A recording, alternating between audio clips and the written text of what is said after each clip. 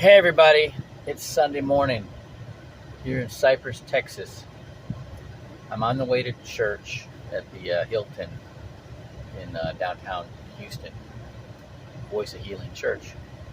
So I get up and I'm reading my scriptures, and the verse that popped out at me this morning was Psalms 29, verse 5.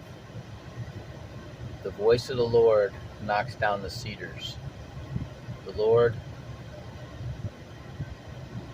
knocks down the cedars in Lebanon.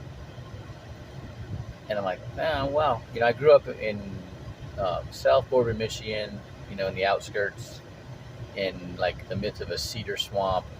They're terrible when it comes to pollen in the spring. Man, I always had congestion all the time.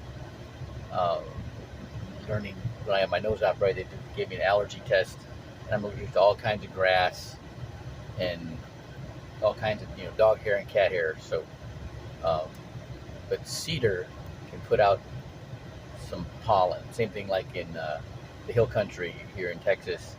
I've been like Marble Falls, lots of cedar up there, right?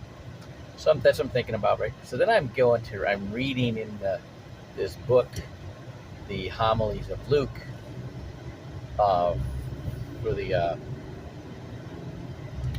that they teach out of the Voice of Healing Church, and it quotes from Luke, Christ saying, John the Baptist is saying that before he baptizes Jesus, that the axe is already laid at the root of the tree.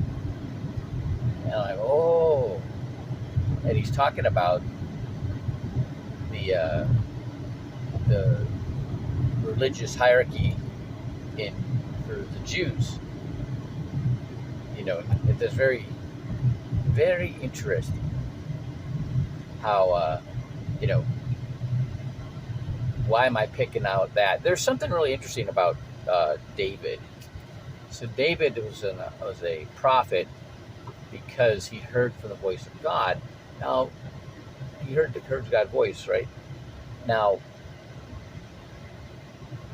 I always thought a prophet was somebody who prophesied the future, right? Well, David sure did that, but what he's talking about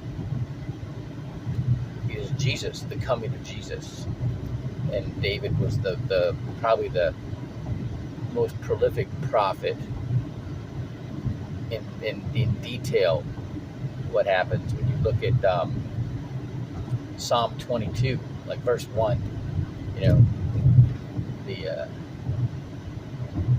Lord, my Lord, why have you forsaken me? That's exactly the last thing Christ said, except forgive them, for they know not what they do, before he passed.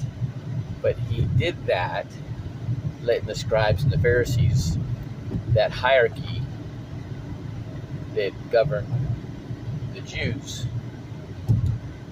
let them know that he was the Christ. That's what he did. All right, I'm going to get fed. Have a great Sunday.